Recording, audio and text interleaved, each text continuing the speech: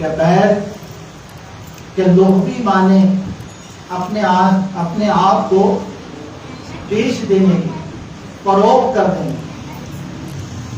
یہ عہد و پیمان ہوتا ہے کہ ایک شخص کسی دوسرے صاحب سلسلہ سے عہد کرتا ہے، توبہ کرتا ہے، اور بیعت کن چیزوں پر ہوتی ہے یہ بھی جاننا بہت ضروری ہے کہ سب سے پہلے توبہ النصوح کرنے پر بیعت ہوتی ہے۔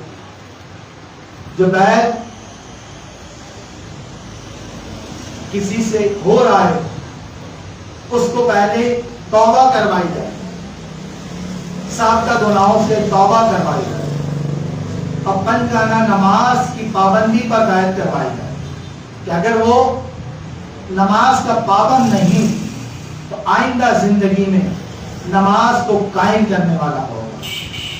جھوٹ، غیبت، چغل خوری سے بچنے پر بیعت ہوتی ہے، ذکر و اذکار کی پابندی پر بیعت ہوتی ہے، مرشد کی اجازت سے اعمال کرنے پر بیعت ہوتی ہے۔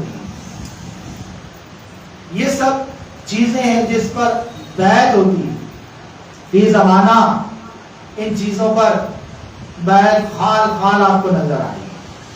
پھر بیعت کے بعد کہ کچھ تقاضے بھی تو ہیں کہ اگر آپ بیعت ہو جائیں اور ان تقاضوں کو پورا نہ کریں تو پھر نتیجہ کیا نکلے گا کہ 20 سال 15 سال گزر جائیں گے اور اس کے بعد آپ کی حالت وہی ہوگی جو بیعت لیتے وقت۔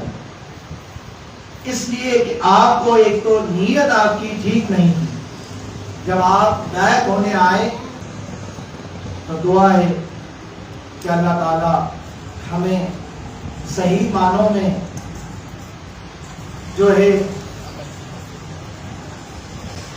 بیعت کے معاملات پر قائم و دائم فرمائیں، اپنے سلسلے میں استقامت عطا فرمائیں، اور اپنے نسبتوں کو مضبوط کرنے کی توفیق عطا فرمائیں۔ ضرورت نسبتوں کو مضبوط کرنے کی۔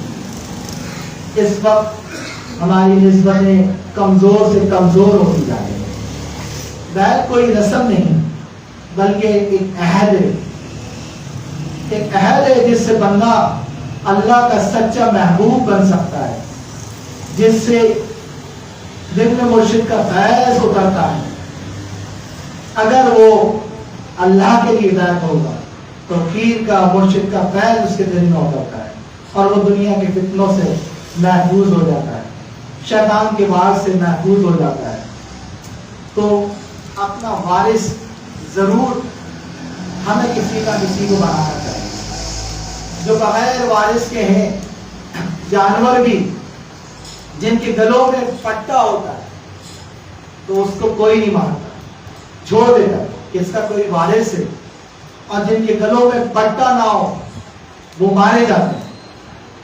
تو اپنا وارث ضرور بنائیں اور پھر ان وارثوں کی قدر کریں، ان کی عزت کریں، احترام کریں، ان کی صحبت میں رہیں اور ان سے فیض حاصل کریں۔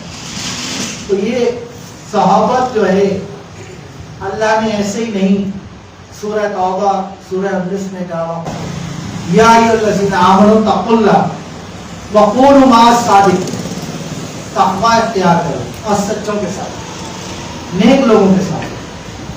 تو اللہ تعالی ہمیں صحیح لوگوں کی صحبت عطا فرمائے اور ان کی صحبت سے فیض یاب فرمائے۔